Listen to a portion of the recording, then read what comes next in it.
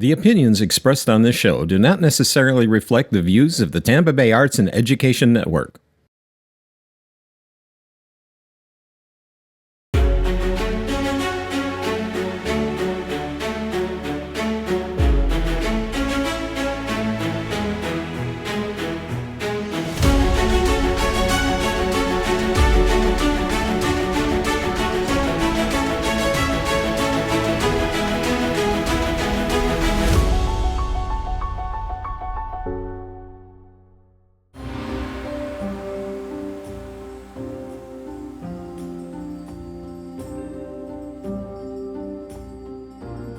Welcome, and thank you for joining us today in a new episode of Arts Perspective with Tampa Bay Arts and Education. My name is Branko van Oppen, and I am the Richard E. Perry Curator at the Tampa Museum of Art.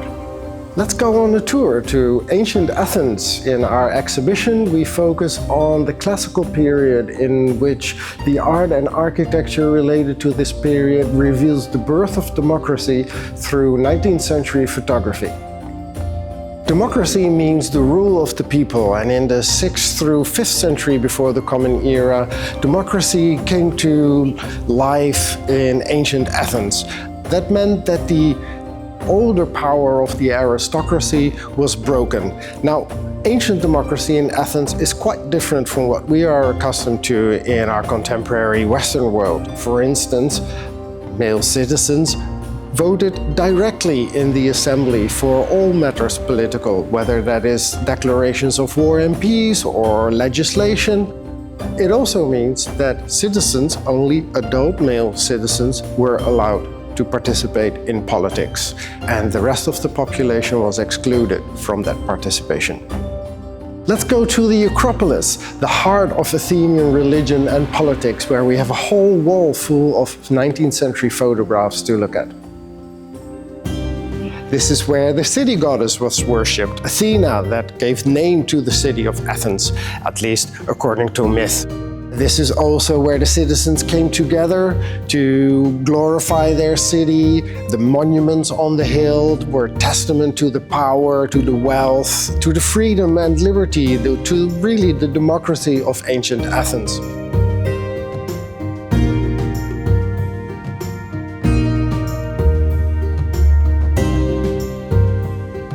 The Parthenon is the main temple on the Acropolis, a large statue centrally featured on the hill, and this is where the large statue of the city goddess, 40 feet tall, was also situated. That statue that looked like this is a Roman copy, but it reflects what the statue looked like. It was made of wood and ivory and covered in gold as well, brightly colored, like actually all art and architecture in the ancient world was brightly colored. She is here helmeted. She's carrying a spear because the city goddess of ancient Athens was a goddess of military strategy, as well as crafts, arts, weaving, and trade. Olive oil particularly is what she blessed. Another thing about the Parthenon is that on the inside of this temple there were reliefs, of which you see a little scene above me, that shows the citizens in a procession. They're walking through the city, up the Acropolis, down to the temple, and so while they're honoring the gods, they're also glorifying themselves. The power of the citizens, the power of the people is reflected in these scenes on the inside of their temple. You see men on horseback, you see on other scenes women carrying the costume for the goddess, and so on. And again, remember, it's a black and white photograph, but in antiquity that scene too would be brightly colored in red and blues and other beautiful hues.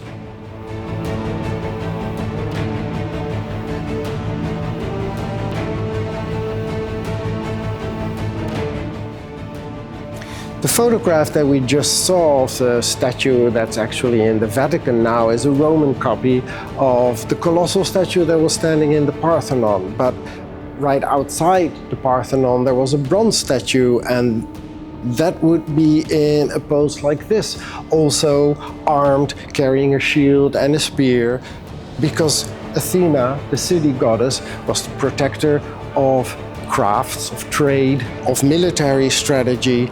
And so she had a public role. Fighting, wars, battle were very important.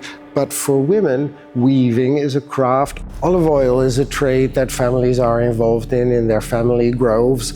And olive oil was also contained in vases like this. This is a small-scale version of a trophy that athletes could win when they gained the first prize in the foot race of the Panathenaic Games. The Panathenaic Games are like the Olympic Games, but where the Olympic Games are celebrating Zeus and the gods of Olympus, the Panathenaic Game is celebrating Athena and the whole city of Athens. The citizens and their guests were invited, and athletic competitions and other contests were held in honor of the city, in honor of the citizens, and of course also in honor of the goddess Athena. On the other side of this vessel you will see two boxers. That's also an event that was held at the Games, but the scene is set in a sports school. So this is not an actual trophy. This is a smaller scale, reminiscent of that shape, but the winner of an Panathenaic foot race would win a large scale filled with the best olive oil from the sacred grove of Athena.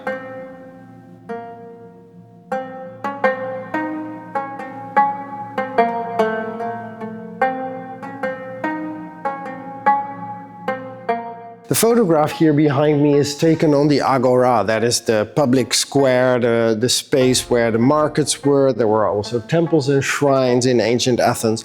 And then in the background you see again the Parthenon on top of the Acropolis. But this really was the heart of the city. In fact, before an actual assembly hall was made, this is where the people made their elections. This is where politics happened. But even after an assembly was carved out elsewhere, this is where people met to talk with each other, to discuss how they are going to vote. And so the Agora, the market square, was really the heart of the city. This is where trade happened. This is where politics happened. This is also where the court was, the council hall, where the city archives were kept. So a very important place, still is actually in modern day, present day Athens, where people met, came together, and where, in a way, the real birthplace, the real birth of democracy happened. On the other side of me, you see a rocky hill called the Areopagos. That means the hill of Ares. Ares was the god of war. This is where initially the aristocratic government met. Later, during the growth of democracy, former council members or magistrates came here to deliberate. And then gradually their power was reduced and it became most important as a court for murder cases. Murder, death is involved with bloodshed and pollution, so that could not be held indoors and it was always held outdoors, and court cases like that had to be decided within one day. And there was a simple yes or no, guilty or not verdict.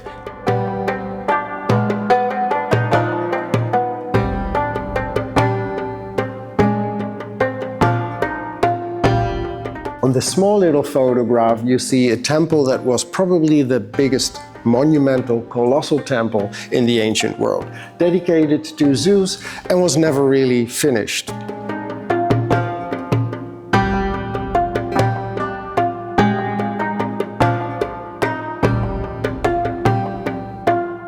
Zeus was the god of Olympus, king of the gods in fact. And so you may wonder, how is a god like Zeus important in a city that becomes democratic? When the government is ruled by the people, what do they care about the king of the gods? Well, Zeus was also protector of the laws, protector of justice, and so that is still a role that was very important to the ancient Athenians.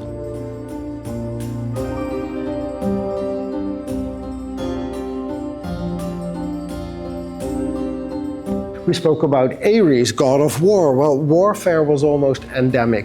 Battle was a very common feature in ancient life, and so there were no temples for Ares, but he certainly was, held in high honor.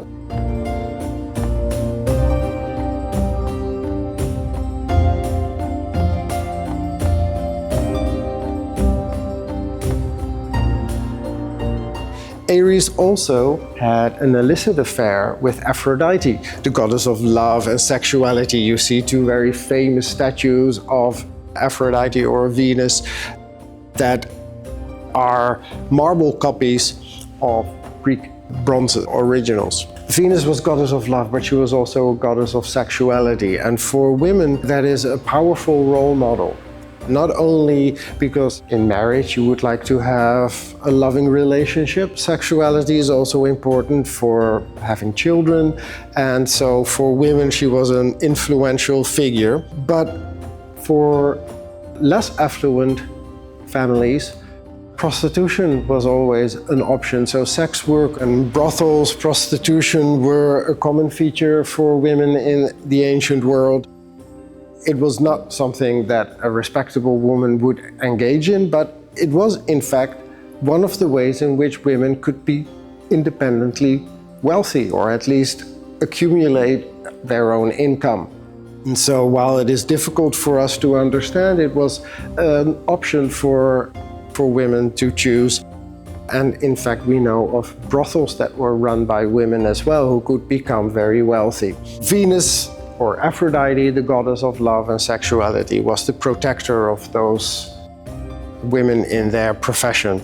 And remember, women, even citizen women, were not allowed to vote or participate in politics in any way, even at the height of classical Athenian democracy.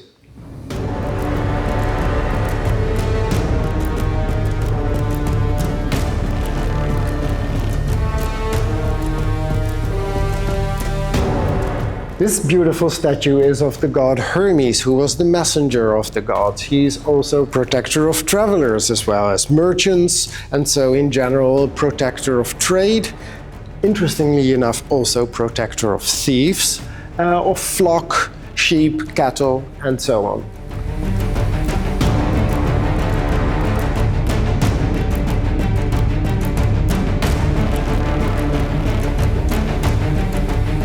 And then over here, famous statue of Apollo, the Apollo Belvedere. This again is based on an original Greek bronze. This copy is in the Vatican, but the Greek original would stand on the Agora, where there was a temple of Apollo.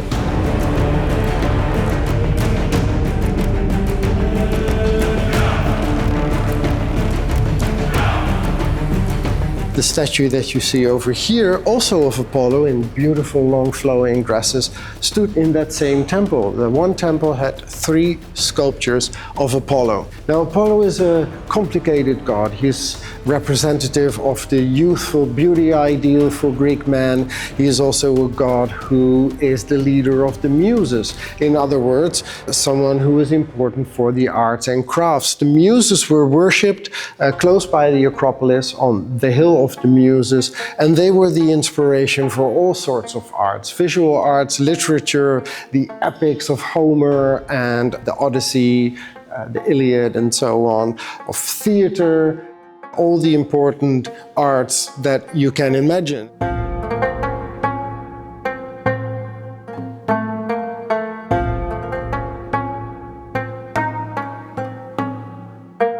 Speaking of theater, at the foot of the Acropolis was the theater of Dionysus. Dionysus is a god of wine, but also of inspiration. Inspiration that may come from wine, but also the inspiration of theater. And every year, this is where the famous tragedies and comedies were performed, and where there was, again, competition over who would win first prize.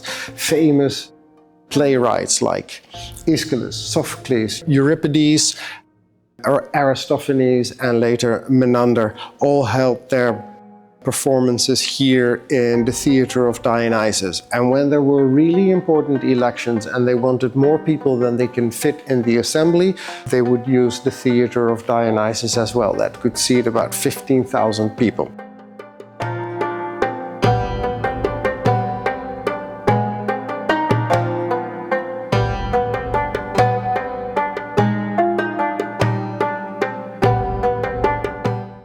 This beautiful, partially restored vase shows a comic actor. His name is actually written on it, Derkylos. That means sparkly eyes. And so we can't really know if sparkly eyes is his real name, if it's a nickname like a stage name, or if it's a character that he is performing. He's wearing a costume and a mask to highlight his comic features, tight leggings and a padded belly. And this is how we know many comic actors would perform on stage.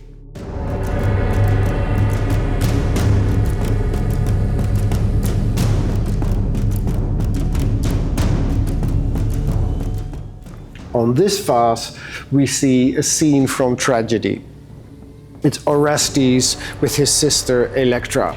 They were accused of matricide, murdering their mother, Clytemnestra, because she had married their uncle after Agamemnon had left for the Trojan War, and they didn't take that lightly. They went to Apollo for help, and Apollo, the god of Delphi, brought them to the Areopagus in Athens so that they could stand trial. Justice prevails, not vengeance like murder, and they were ultimately acquitted. For people who would have used this vase, they've added the name so that we are sure that we're looking at Apollo on the left and Orestes in the middle, and his sister Electra at the far right, wearing a beautiful crown. And then in the windows are two of the Furies. Furies are goddesses of vengeance. And so this really encapsulates that from vengeance, wrath, murder, we move into a period of justice where the laws will prevail and where the Areopagus, the magistrates in Athens, will make their decisions in murder cases. From the theater, let's go to the stadium, the sports and the athletes. Here we see two photographs of very famous ancient sculpture. If you think of classical Greek sculpture, you probably think of the discus thrower. These images reflect the beauty ideal of an athletic young man. Athleticism, practicing sport was very important to the Greeks. There was a saying, a beautiful mind in a beautiful body. So you have a good education and you exercise. That of course also means that you have the free time to exercise in the gym. The gymnasium is actually literally the place of nakedness because the Athenians and other Greeks exercised in the nude. This beautiful ideal reflects this notion that citizens are well educated, they are physically attractive, they are also fit because it's still a warrior society. Whenever duty calls, they will have to be ready to fight on the battlefield.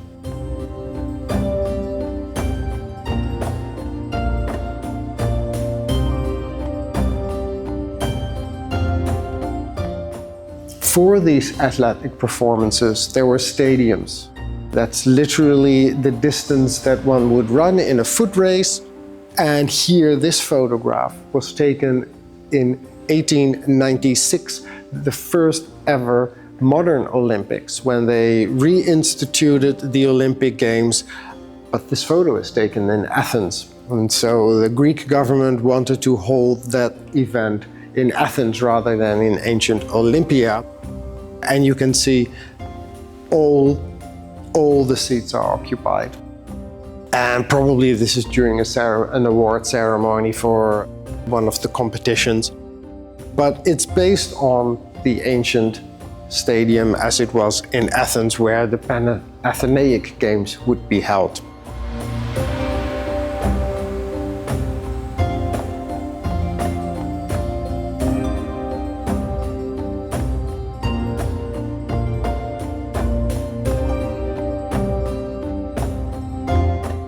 And two beautiful red figure wine drinking cups. Imagine drinking wine from these enormous cups. But on the inside, after finishing your wine, you would see these two beautiful athletes, another discus thrower who is ready for throwing the disc, and someone who is preparing for a long jump. Two halters to actually increase the length of the jump, and pickaxe to prepare the field, probably in a wrestling school or a gymnasium or outside, and drawing a line to say, this is where I have to start the jump.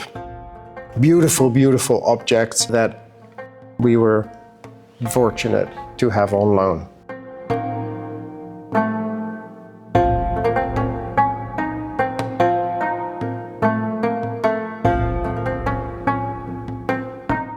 So these cups were used for drinking wine, and this particular cup on the outside actually shows a scene of how these cups were used. It's called a symposium, the drinking together, when men came together, drank, feasted, had a banquet. There was probably some musical entertainment. If the host was wealthy enough, there was probably some dancing involved. And this is probably at the end of the drinking, because one of them is emptying out the large bowl from which the wine was scooped. One is about to throw one of his cups, and in the middle you see someone who is drinking from the exact same shape of these cups. So the trick is to drink without spilling. And that, I think, is why these cups are so big, just to challenge. But the drinking together was also occasion for the educated and wealthy to come together, talk about politics, talk about literature, maybe one of the plays they had recently seen and how they would interpret it. And it would be a moment to sort of brag about your education, to show off how much you know. Can you quote your Homer off the top of your head? And so an important moment for citizens to show how intelligent and how educated, sophisticated they are. One more thing that I wanted to say before we close off. All the photographs that you see on the walls in this exhibition are from the collection of William Knight Zawatsky. He has generously donated all these objects to our museum. Thank you for joining this episode where we took a tour through ancient Athens, an exhibition at the Tampa Museum of Art that ran from October 24 through May 2025.